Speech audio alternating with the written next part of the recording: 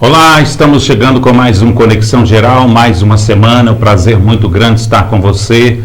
Que Deus abençoe a sua semana, abençoe a semana de todos nós, que tenhamos uma semana diferente, podemos avançar, né, na luta contra este coronavírus. As manchetes de hoje: Belo Horizonte tem fila em cartórios para registro de óbitos. Hamilton vence o primeira disputa, né, de Fórmula 1 de 2021, com um duelo, né, no finalzinho. Ele acaba ganhando a primeira corrida de 2021, mesmo não tendo o melhor carro. Vamos falar também de economia. Paulo Guedes vai trazer para a gente as previsões aí para os próximos meses no nosso Brasil, né? Ele diz que tem empresários querendo doar vacinas e que dessa forma o Brasil pode dar um salto no desenvolvimento. Trazemos também uma notícia muito importante para vocês sobre a vacina. O Brasil lança mais 2 vacinas, né? Será que vai sair? Quando que elas vão sair? Né? Butanvac, lançada pelo governador de São Paulo, e também a Versamune, lançada pelo governo federal. Daqui a pouquinho, já de volta com o nosso Conexão Geral.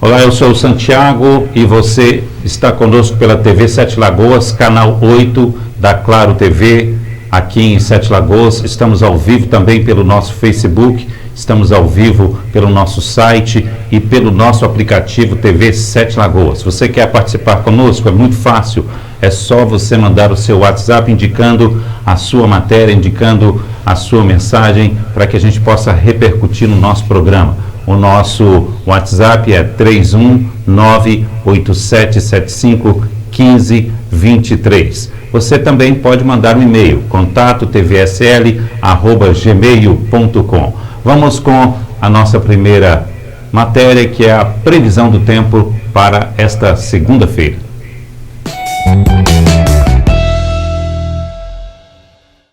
A segunda-feira ainda será marcada por tempo firme na maior parte do sudeste. As pancadas ainda serão muito isoladas no centro-sul mineiro, incluindo Belo Horizonte, na região do Grande Rio e na metade leste paulista, inclusive na capital. Nas demais áreas, inclusive em Vitória, o tempo segue firme e sem chuva.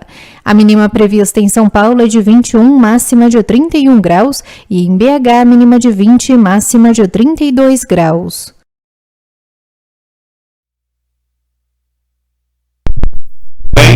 A previsão aí é de calor, né? Podemos chegar aí aos 32 graus aqui na cidade de Sete Lagoas. Belo Horizonte também provavelmente chegue aos 32 graus. Estamos vivendo esse tempo que o ar é muito seco, então a gente recomenda que não deixe de tomar muita água e de se cuidar, tá bom? Gente, neste final de semana a gente teve aí muita repercussão com relação ao lançamento de 2 vacinas, né? Na sexta-feira, primeiro, o governador de São Paulo lançou a Butanvac, né? E depois veio o governo, através aí do ministro, né, Pontes, lançando aí a Versamune. A gente achou que havia uma despolitização, né, da pandemia, mas ainda tem essa briga, essa corrida para, né, mostrar quem pode mais. Nós vamos trazer para vocês a matéria, né, número 12, tá, Maurício? Vamos lá, a matéria da vacina brasileira. Nós vamos apresentar hoje aqui a Butanvac, a primeira vacina 100% nacional, integralmente desenvolvida e produzida no Brasil pelo Instituto Butantan.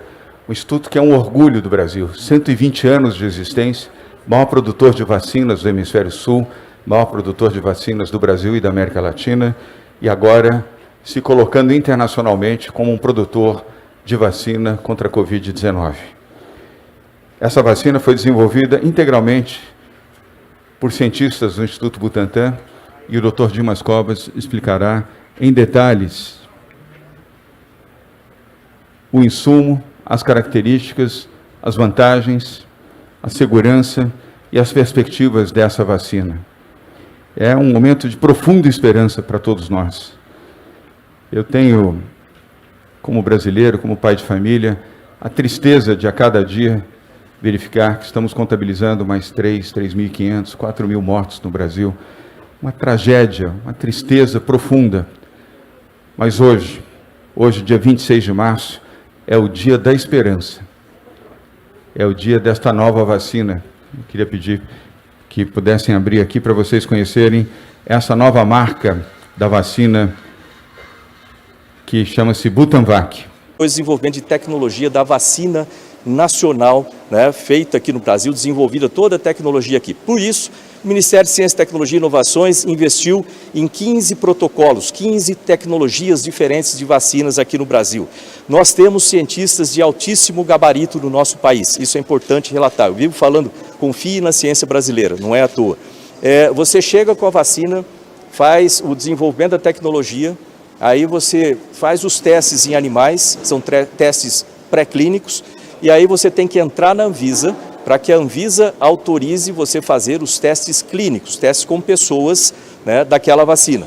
Então esse protocolo que eles entraram, não é simples chegar nessa fase, né, e nós já temos os recursos para financiar esses testes pré-clínicos, vão ser feitos com 360 pessoas. Esses testes são feitos para testar a segurança da vacina. Logo depois desses testes entram os testes clínicos fase 3, que aí já são com 20.000, 30.000 pessoas para testar a eficiência da vacina. Qual é essa vacina?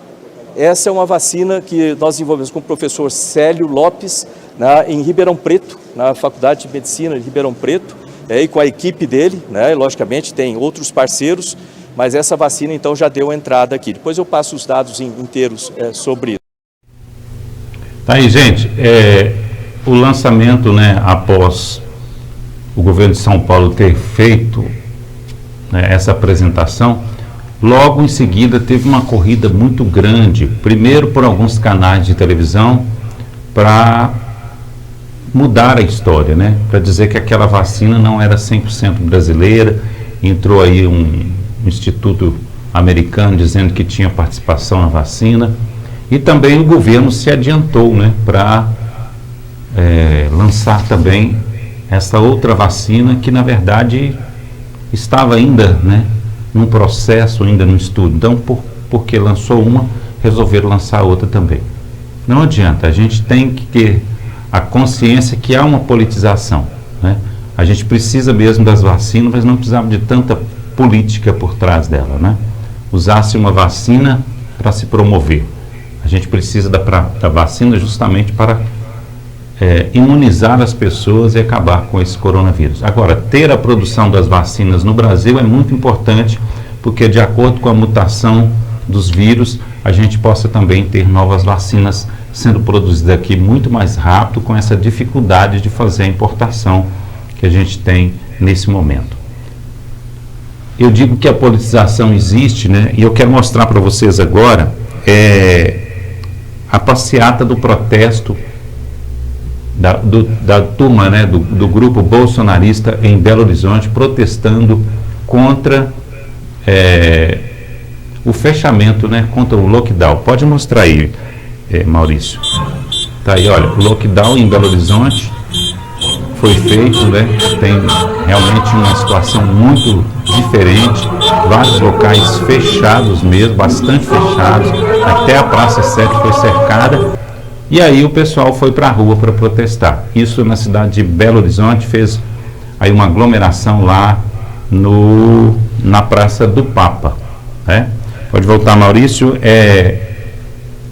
E a gente fica pensando, né? Lógico, a gente precisa de voltar ao comércio, voltar a funcionar, mas enquanto as pessoas não respeitarem as normas, nós vamos ficar nesse fecha e abre, como está a Itália, né? A Itália também está um caos, já vai para a terceira onda, justamente por causa disso. E Belo Horizonte também tem uma cena que nos preocupa muito, que nos entristece muito, que no final de semana, vou mostrar para vocês, olha a fila no cartório para registro de óbito. Imagina, o número de óbito é tão grande que está dando fila no cartório de Belo Horizonte. Vamos ver a fila, olha aí. Várias pessoas tendo que fazer, né, tirar a certidão de óbito. E é uma fila grande, né? São 3 cartórios que abriram no final de semana em Belo Horizonte, todos os 3 tiveram fila. É a fila, né, para quê? Para registrar a morte de algum parente. É necessário que se faça isso, né? Quando toda pessoa que morre, é necessário que se faça o registro, né? Que tem que tirar uma certidão para dar o processo em toda a documentação, né? É muito triste essa imagem aí. Essa imagem, ela realmente deixa a gente com o coração apertado, né? Essa pandemia toda deixa a gente com o coração apertado. Olha, gente, a Anvisa mudou também os protocolos para o uso de máscara nos aeroportos. Vamos mostrar para vocês a matéria. Já já eu volto. Regras passam a valer a partir de hoje. Não vai ser permitido usar bandanas, lenços e protetores faciais sem máscaras por baixo, máscaras de acrílico ou de plástico transparente. E as máscaras com válvula de respiração também estão proibidas. São aceitas máscaras de algodão e tricoline com mais de uma camada e bem ajustadas no rosto, além de máscaras N95 e PFF2 sem válvula. Pela resolução da Anvisa, dentro dos aviões, a retirada da máscara só é permitida para beber água ou para alimentar crianças com menos de 12 anos. Nos aeroportos, os passageiros podem tirar a proteção para beber água ou se alimentar, mantendo um distanciamento mínimo de 1 metro de outras pessoas. Tá, e se você for viajar de avião, já fique sabendo que você tem que usar a máscara correta e tem que respeitar os protocolos, né, gente? Não tem jeito. Agora a coisa vai apertando, né? Infelizmente, a pandemia chegou num patamar onde que tudo muda e muda muito rápido. Inclusive em Brasília, depois daquela semana, né, atípica, né, com reunião aí que a gente assistiu na quarta-feira, o governo federal está sendo pressionado, né? Muita gente não sabe o que está acontecendo, mas eu já falei aqui, né?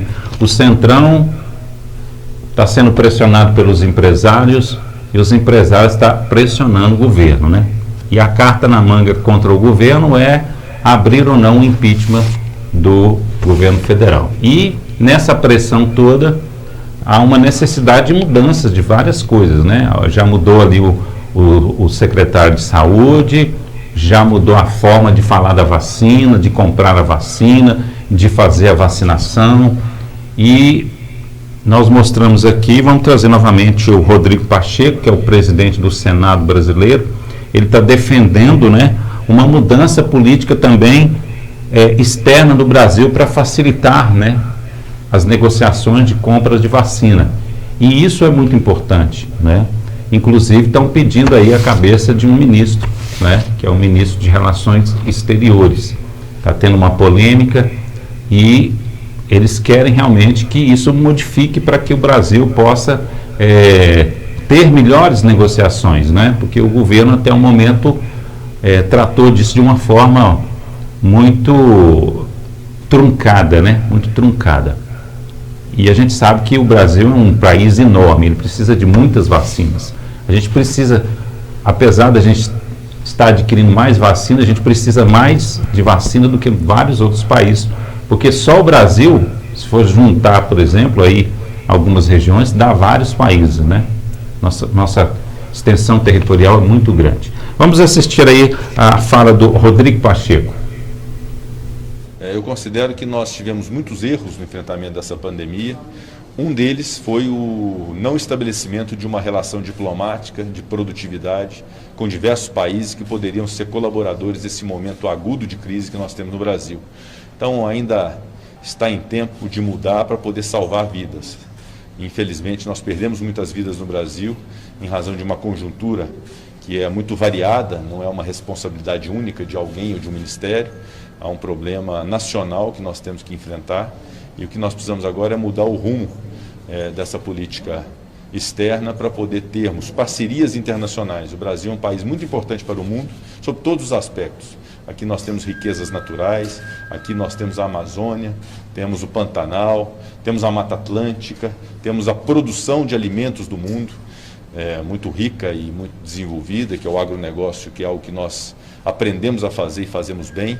Então o mundo depende muito do Brasil e nesse momento nós fizemos esse apelo internacional através de uma iniciativa da Comissão de Relações Exteriores do Senado, presidida pela senadora Cátia Abreu, para que houvesse uma ajuda internacional ao Brasil. Isso passa necessariamente, invariavelmente, pelo Ministério das Relações Exteriores, que tem que estar conectado com o Congresso Nacional, mas, sobretudo, tem que ter uma política muito séria com esse país que podem nos ajudar nesse momento. Está aí Rodrigo Pacheco, muito atuante, desde que assumiu a presidência do Senado. Ele é um político jovem, né? Foi deputado, depois virou senador e já como presidente do Senado muito rápido, né? A gente tem uma expectativa muito grande. Ele que é do DEM, né?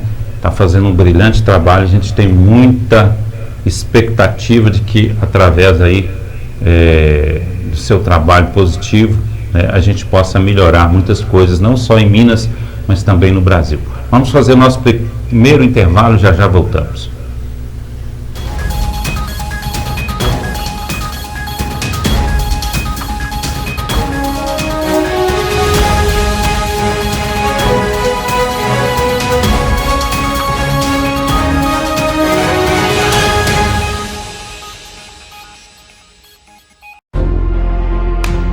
Essa é uma convocação. O mosquito Aedes aegypti está pegando. Não é que isso pareça uma guerra, isso é uma guerra. Uma guerra que já fez milhares de famílias perderem parentes queridos. Uma guerra que já comprometeu o futuro de muitas crianças. O maior desafio não é a água parada, é você ficar parado. Porque todo dia é dia de eliminar focos do mosquito. E você, já combateu o mosquito hoje? Proteja a sua família. Chegou a oportunidade que você queria. Se você tem alguma dívida com o município, agora ficou fácil pagar. Pagando a parcela única até 30 de abril, você tem 100% de desconto. Até 30 de junho, pague 90% em até 2 parcelas, 80% em até 3 parcelas, 70% em até 4 parcelas, 60% em até 5 parcelas, 50% em até 6 parcelas. Os descontos são sobre juros e multas e as parcelas devem ser iguais ou consecutivas. Condições válidas para todos os tributos municipais. Faça seu agendamento pelos telefones 2550-0837 ou 2106-0100. Prefeitura de Sete Lagoas.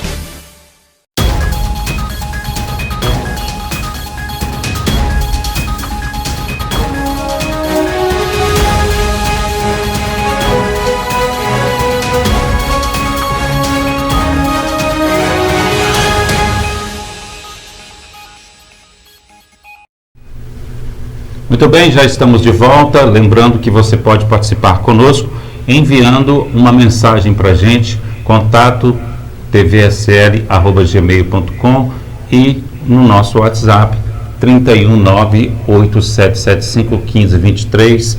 Você pode indicar uma matéria, você pode mandar um vídeo, você pode participar e interagir conosco aqui no nosso Conexão Geral, que vai ao ar sempre na TV Sete Lagoas, às 9h30 da manhã até às 10h30 e com reprise às 8h30 da noite até às 9h30. E também estamos no YouTube, nosso vídeo fica disponível no YouTube para você acessar durante o tempo todo e quando você puder, tá bom?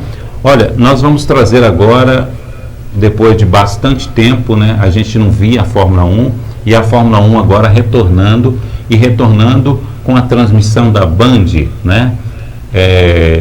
Eu confesso a vocês que tinha muito tempo que eu não assistia a Fórmula 1, mas depois eu assisti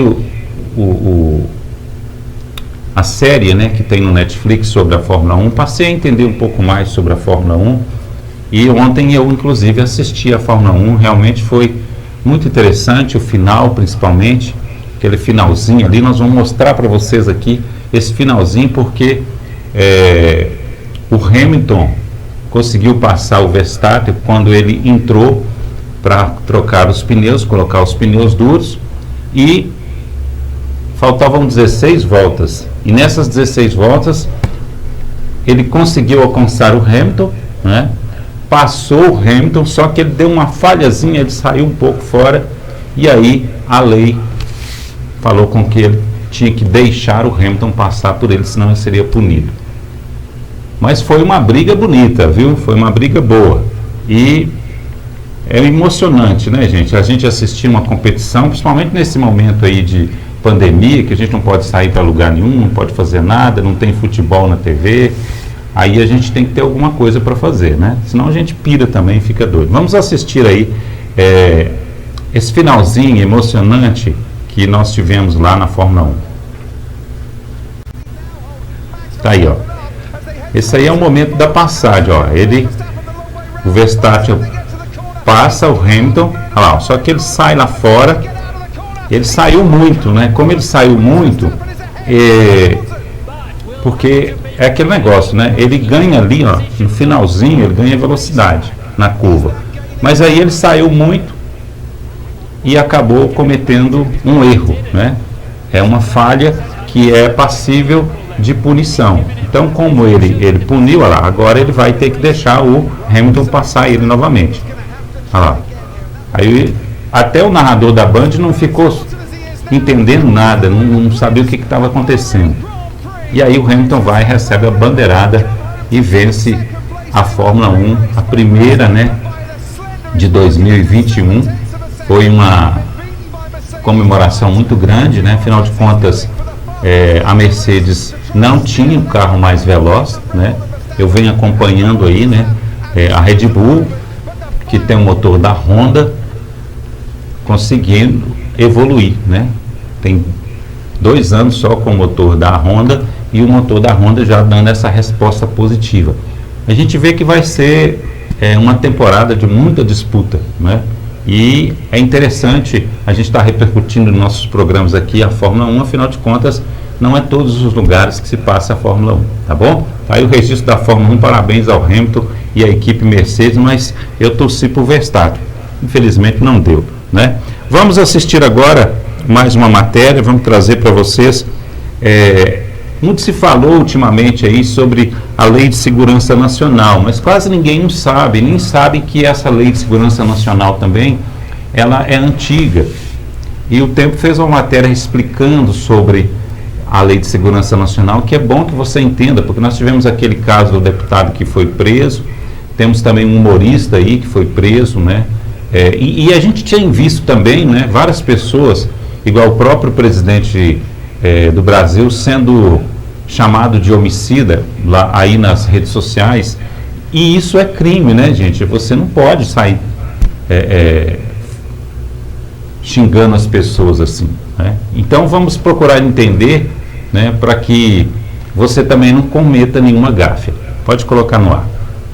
A Lei de Segurança Nacional foi decretada no dia 14 de dezembro de 1983, ou seja, antes da Constituição de 88, e foi recepcionada pela nova Carta Magna.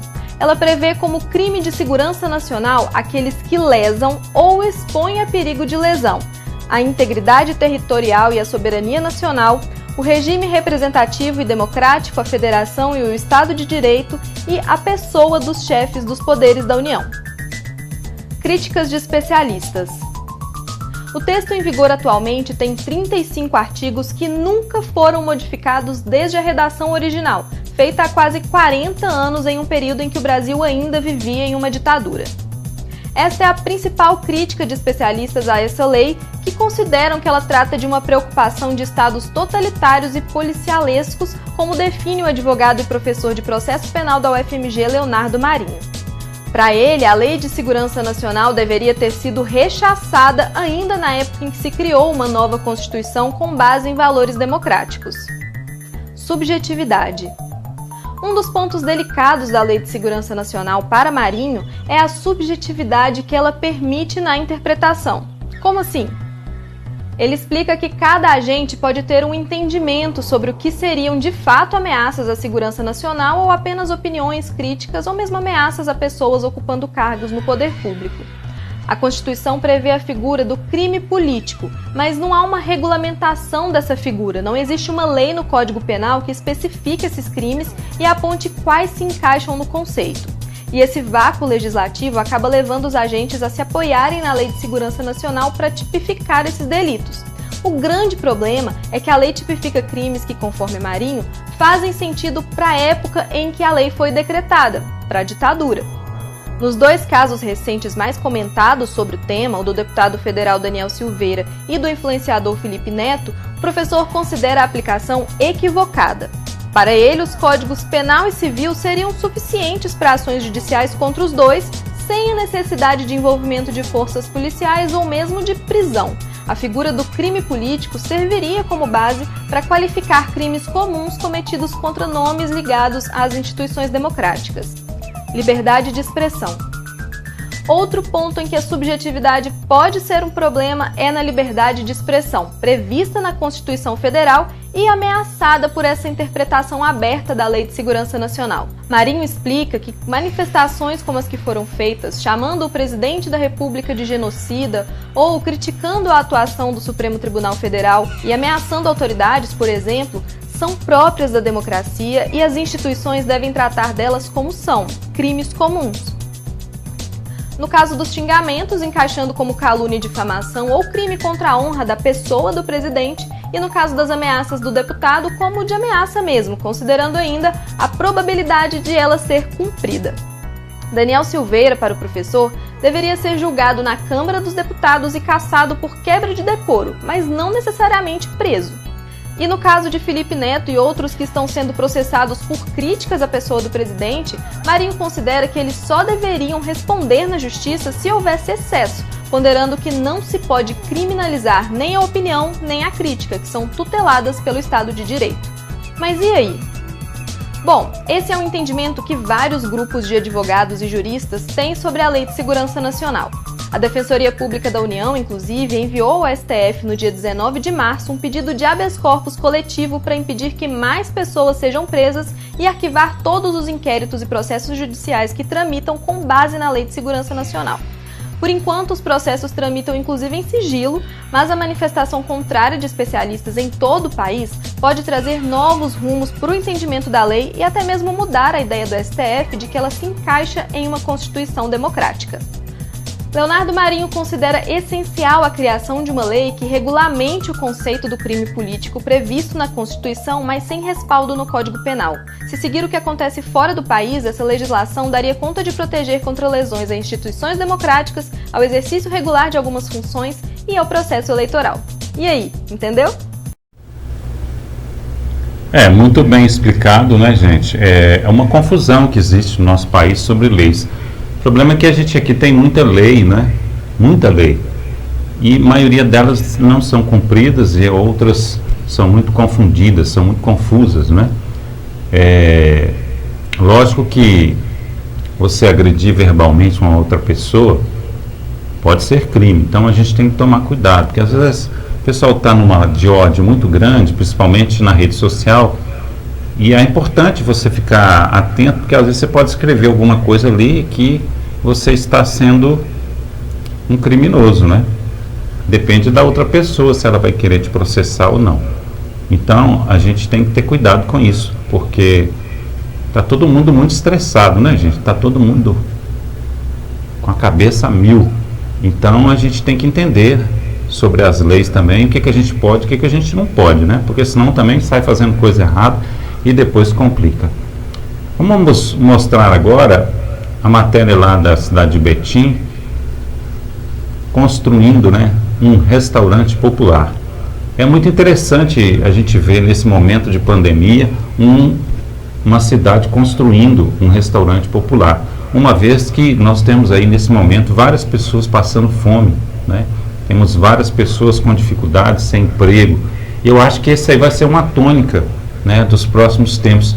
Eu acredito que os prefeitos têm que começar a pensar em construir restaurantes, né, Eu acho que, por exemplo, Sete Lagoas deveria ter um restaurante popular ali próximo ao Nova Cidade. Vai a dica aí para o prefeito do Ilho, quem sabe buscar um recurso para construir ali próximo àquele estádio ali, um restaurante popular, para que as pessoas daquela região possam se alimentar, né? Possam ter direito pelo menos a um almoço, porque tem muita gente que está sem dinheiro para comer, né?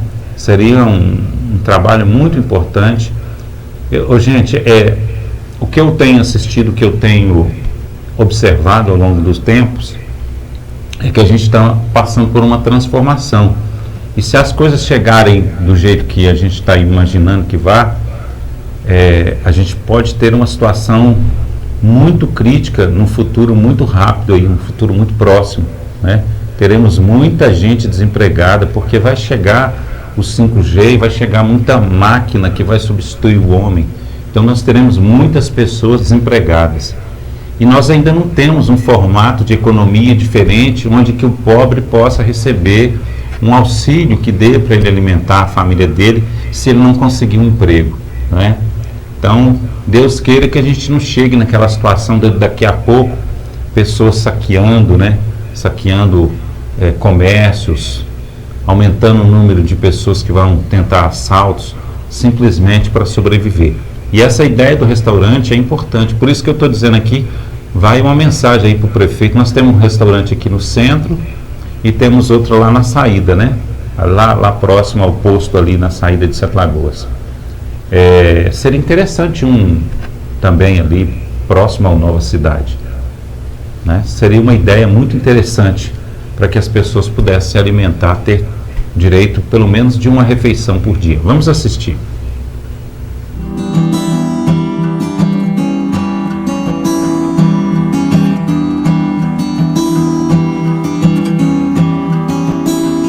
Aqui no Bandeirinha está sendo construído um restaurante popular e ele vai ter atendimento para 212 pessoas e ele ainda conta com um auditório para mais 93 pessoas.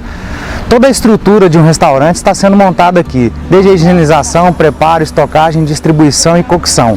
Todos os ambientes são acessíveis, possuem banheiros acessíveis aos usuários e funcionários, bem como no auditório também possuem banheiros acessíveis. Vai ser muito bom, né? Tem uma coisa perto da gente que a gente trabalha ali, sempre está precisando buscar algo mais longe, né? Vai estar perto aqui da gente. Vai ser muito bom, gente. Graças a Deus, rapidinho vai estar pronto para nós aí.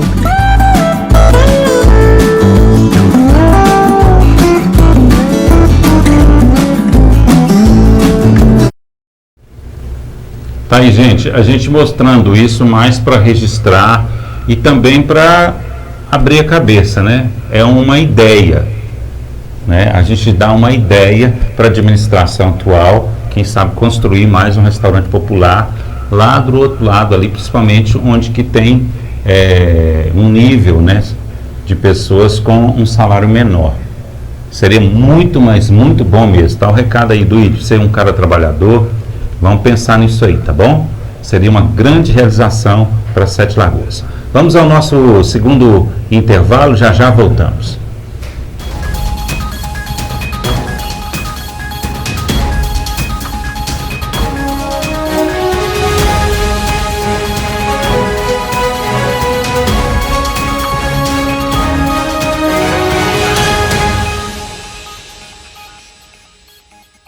Nesta casa, todo mundo tem TV por assinatura. Mas quem decide mesmo o que as crianças podem assistir são os pais. Na TV por assinatura não há restrição de horário para exibição de programas. Por isso, é possível bloquear conteúdos de acordo com a classificação indicativa através de uma senha. Seus filhos podem aproveitar uma programação de qualidade com toda a segurança. Para tirar dúvidas de como bloquear programas, canais ou horários, procure sua operadora.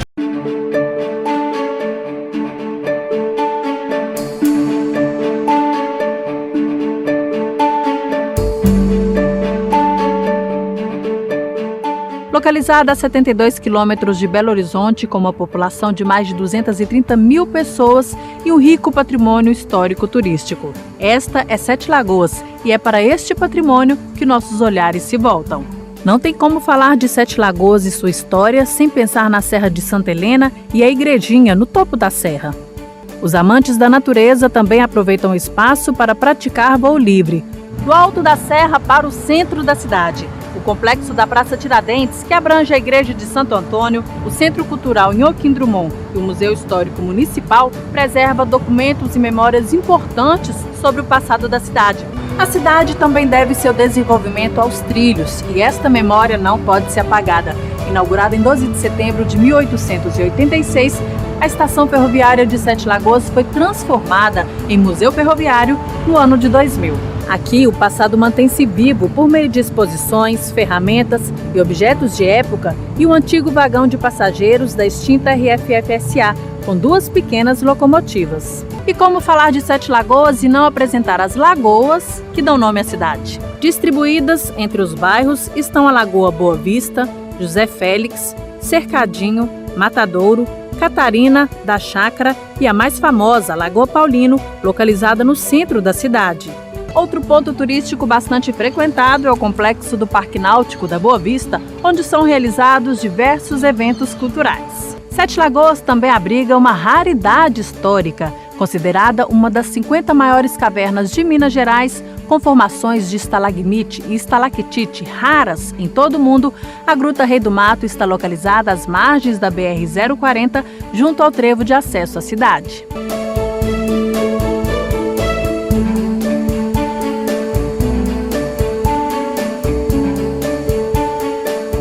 Ficamos por aqui, mas Sete Lagoas está de portas abertas com muito mais contos e encantos. Este foi o nosso olhar sobre a cidade. E o seu, qual é?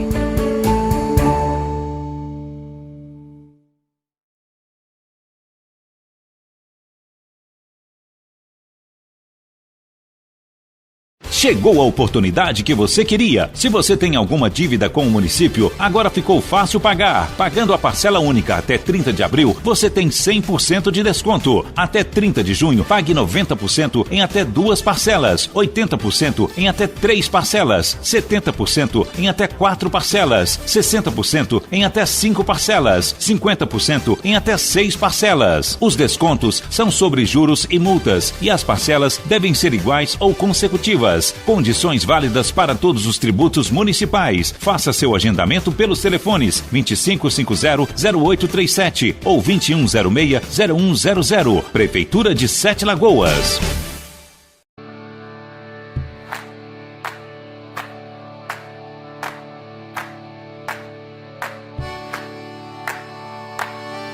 Conheça a APAI de Sete Lagoas. A APAI é uma instituição filantrópica sem fins lucrativos que atende atualmente a 687 assistidos com deficiência intelectual, múltipla e física. A instituição abrange, além da cidade de Sete Lagoas, mais 23 municípios no entorno.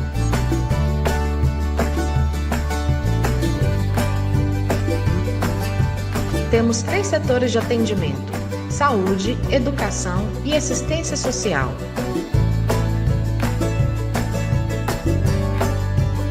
Os nossos recursos são escassos e para que a APAI possa manter seus projetos, precisamos contar com o apoio da sociedade.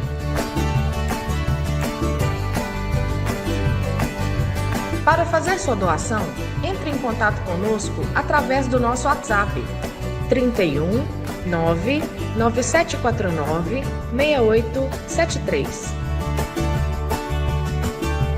Conheça um pouco mais sobre a APAI de Sete Lagoas. Acompanhe a instituição nas redes sociais. Um grande abraço de todos da família apaiana.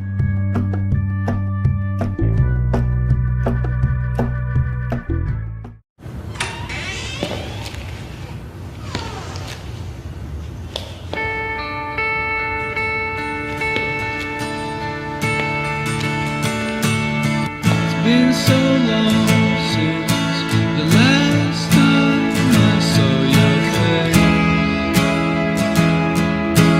Just the other night was the same.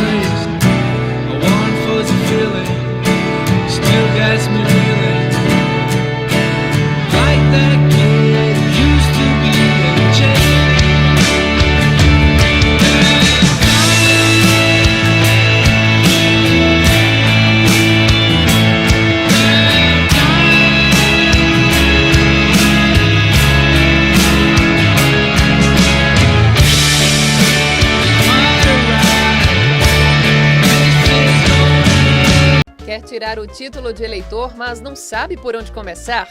Vamos lá. Primeiro, separe os documentos necessários: comprovante de residência atualizado, documento de identificação oficial com foto e certificado de quitação de serviço militar. Mas atenção! Essa exigência vale apenas para homens que têm entre 18 e 45 anos, tá? Você também vai precisar tirar uma foto selfie segurando o documento de identificação ao lado do rosto. Separou tudo? Entre no site tse.jus.br e vá até a aba Eleitor e Eleições. Em seguida, clique em Título Eleitoral e em Tire seu título. Desça a barra de rolagem até a opção Iniciar seu atendimento remoto. Selecione o estado e na opção Título de Eleitor, escolha Não Tenho. Preencha os campos, anexe as fotos obrigatórias e confira os dados pessoais. Tudo muito rápido e fácil, né?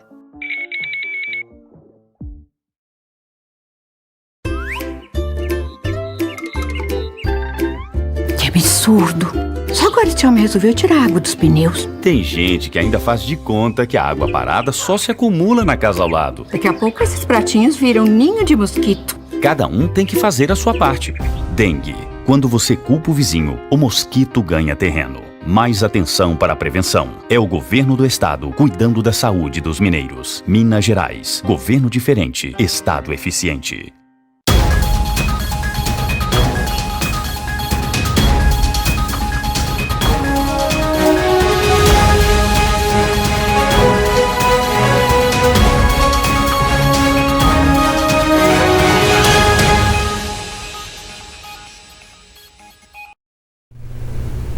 Estamos de volta com o nosso programa Conexão Geral pela TV Sete Lagoas. Quero lembrar você que é comerciante, nessa época de pandemia, nessa dificuldade aí de você ter que vender os seus produtos, não deixe de colocar o seu comércio na internet. Hoje não tem jeito de escapar disso. O comércio eletrônico chegou e chegou para ficar. Não quer dizer que você não tenha que ter o seu comércio na sua antiga loja aí, no seu estabelecimento, mas você tem que também ter o comércio eletrônico, ter alguém para entregar, é assim que a gente vai viver da agora para frente.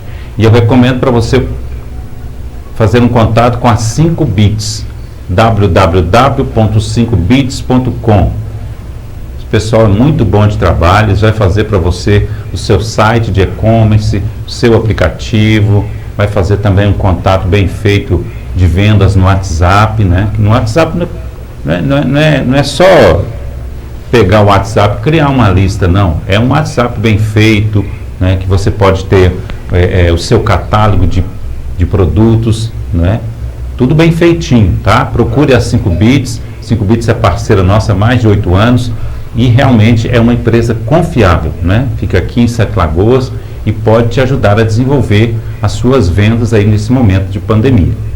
Tá certo? Olha, nós vamos trazer para vocês agora uma informação. O secretário de Saúde, Dr. Flávio, acabou de me enviar aqui o vacinômetro de Sete Lagoas, até o momento, 19.242 pessoas vacinadas em Sete Lagoas.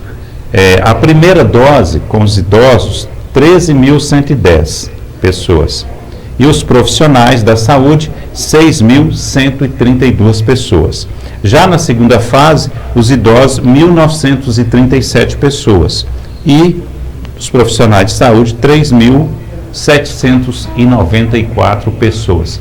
Esses aí são os números do vacinômetro de Sete Lagoas. Inclusive, no domingo estava funcionando, ontem tivemos vacinação a partir de 71 anos. Fique ligado, a hora que chegar a sua vacina, você também tomar. Gente, eu estava assistindo alguns vídeos nesse final de semana sobre a troca de vacinas, Tem vários lugares que as pessoas estão fazendo de conta que vacina e troca a vacina e não está vacinando.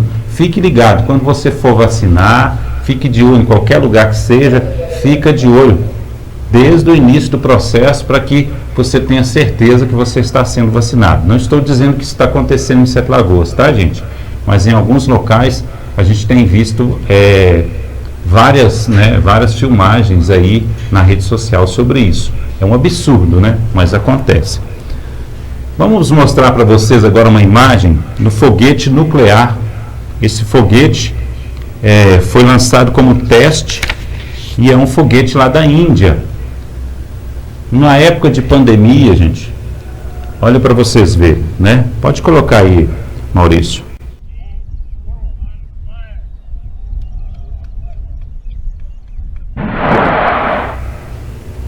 Viu só?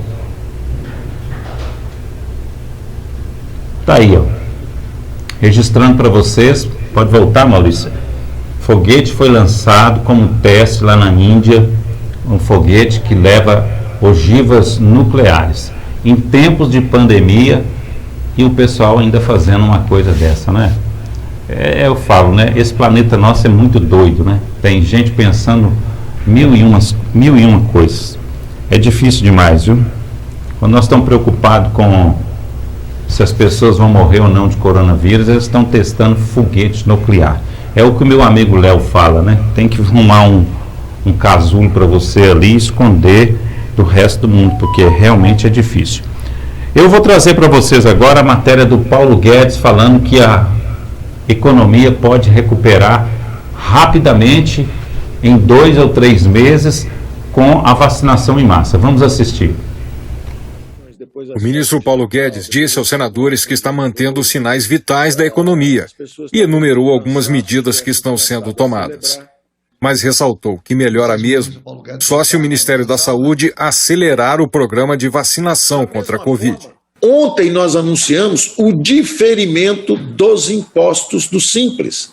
São milhões e milhões de pequenas empresas brasileiras, restaurantes, bares, empresas de eventos, milhões e milhões de empresas e trabalhadores que foram atingidos brutalmente com o recrudescimento da pandemia e com o reinício do lockdown.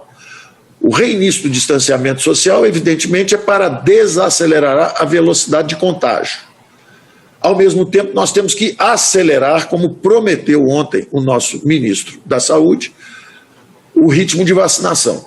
Se vacinarmos 1 milhão de pessoas por dia, nós temos 15% de idosos no Brasil. 15% de 200 milhões são 30 milhões de idosos, pouco mais de 30 milhões de idosos. Com 1 milhão de vacinas por dia, nós vacinaremos todos os idosos em pouco mais de um mês.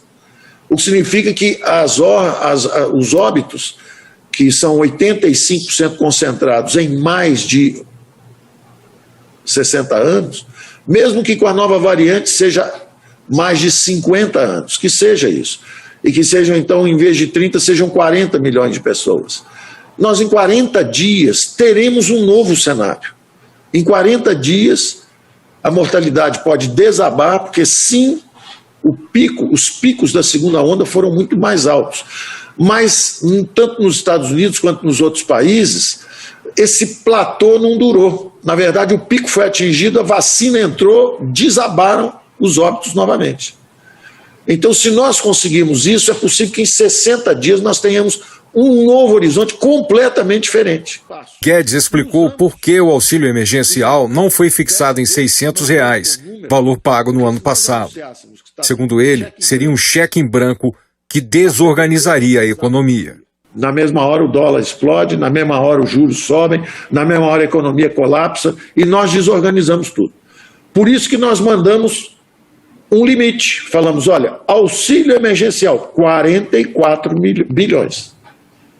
Ou seja, em média R$ 250, variando, dependendo dos critérios que o Ministério da Cidadania elaborou, mas em média R$ 250.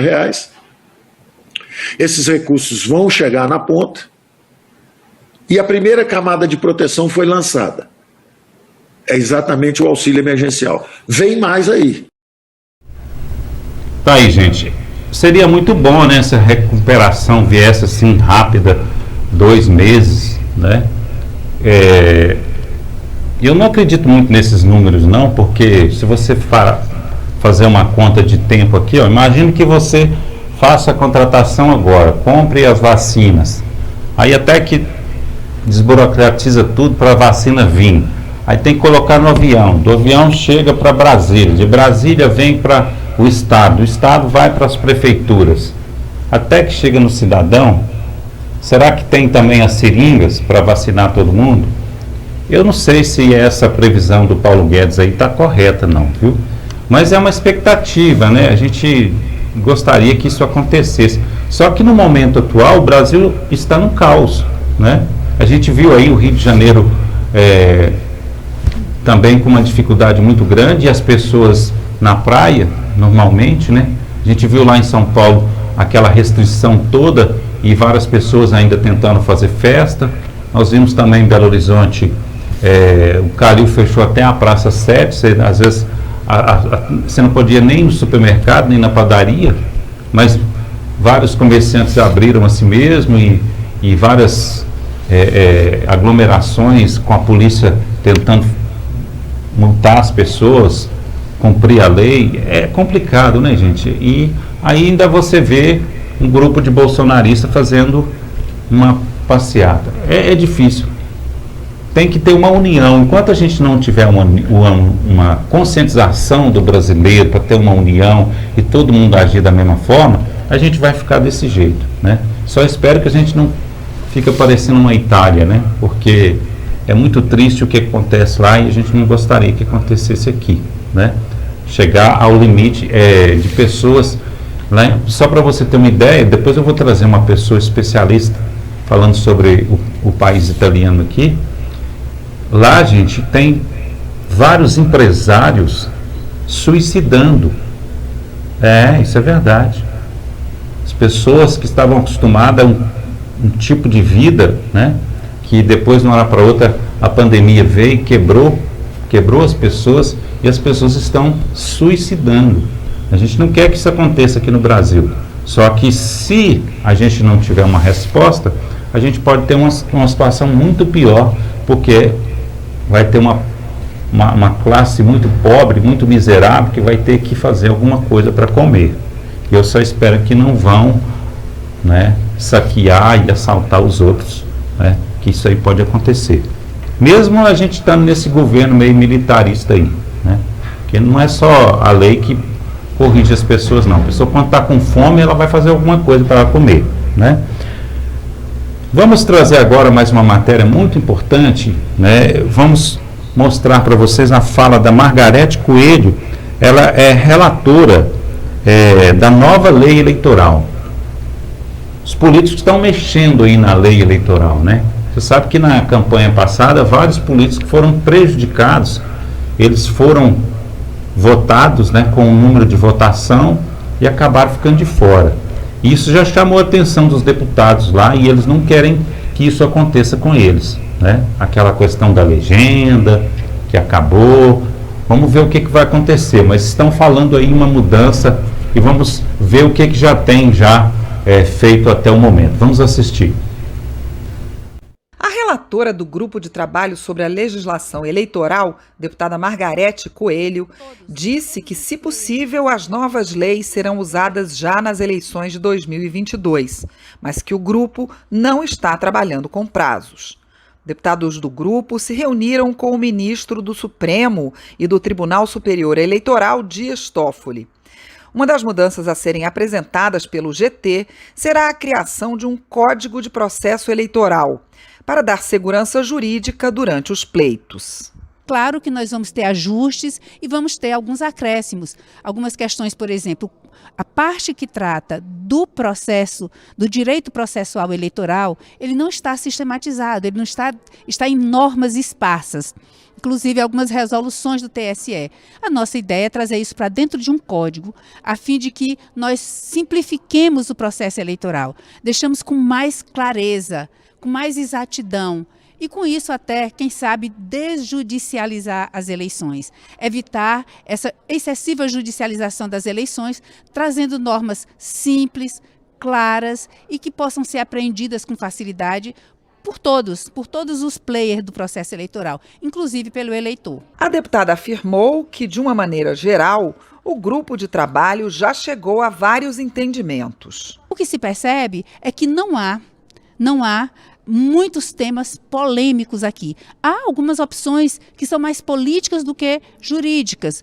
Por exemplo, volta ou não volta a coligação, volta ou não volta financiamento privado, número de candidatos, enfim, são questões mais de opção política do que realmente de um debate jurídico. Não há nesse campo, grandes debates. As audiências públicas são muito proveitosas, mas não se percebe tensionamento entre os expositores por divergências, sejam doutrinárias, sejam jurídicas. Há um certo consenso aqui no debate. Aí, gente, você pode ver aí, né, algumas coisas que estão sendo discutidas. Voltam ou não voltam as coligações? Eu aposto que vai voltar as coligações. Tenho quase certeza que vai voltar as coligações. Porque senão, né, vários daqueles deputados que estão eleitos lá podem cair fora. E eles não querem, né? É aquele negócio, né, gente? É igual o cachorro no osso, né? Mordeu, não solta mais. O cara assumiu o poder ali, ele não quer sair mais, né? Dificilmente você vê uma pessoa igual nós tivemos agora em Belo Horizonte, uma vereadora que entregou o cargo, né? Lógico que ela deve ter tido algum problema de saúde, mas é muito difícil você ver um político entregar o seu cargo. Nem quando ele termina o mandato, ele é candidata novamente, né? O gosto pelo poder é um negócio, né? As luxúrias do ser humano, né? Primeiro o poder. Vou falar o resto não aqui, porque não vem ao caso, né? Mas é isso aí. Eu gostaria que pudesse colocar nessa lei aí, ó, um pedido do Santiago aqui, eu vou levantar a mão. Qualquer cidadão possa se candidatar, sem partido. Ó, meu nome está limpo, está aqui meu CPF, meu endereço, minha renda, e aqui eu quero me candidatar, não tem partido. Aí sim, aí teria uma eleição boa, né? Porque você vai eleger, você vai para a eleição, por exemplo, você tem que votar ou no Bolsonaro, ou no Lula, ou na Marina Silva, ou no Haddad, ou no Ciro Gomes, ou no Luciano Huck, ou no Dória, ou no Daciolo. Essa turma aí de sempre. Não tem nenhum candidato assim, não, eu quero esse candidato aqui, porque ele não tem nada com essa turma aí. Não, é a mesma turma. Eles escolhem lá entre si e a gente tem que votar num ou no outro, né? Aí fala ainda que a culpa é do eleitor, né? Mas o eleitor não tem realmente o direito 100% de escolher um candidato, né, que entrou lá livremente. Sempre ele entra por um partido ou outro, por um esquema ou outro, infelizmente, né? É uma crítica, tá, gente? É uma crítica construtiva. Construtiva. Não estou aqui para detonar nada que existe aí. Temos é que melhorar o nosso país, não piorar. Gente, nosso programa está chegando ao final. Quero agradecer a você que esteja conosco nesse primeiro programa da semana. Estaremos com a nossa reprise à noite. Agradecer a você que já nos assistiu. Você que está conosco no YouTube, né? Muito obrigado. Amanhã voltaremos com mais notícias interessantes, atualizando aí também os números, né, da pandemia, que geralmente na segunda-feira de manhã elas não estão prontas, e aí a gente atualiza para você na terça-feira com várias novas notícias aqui no nosso Conexão Geral. Sempre conectando e não esquecendo que se você tiver uma matéria, tiver uma indicação, uma sugestão de pauta, envie para a gente também pelo nosso e-mail e pelo nosso WhatsApp. Fique com Deus, um abraço e até amanhã.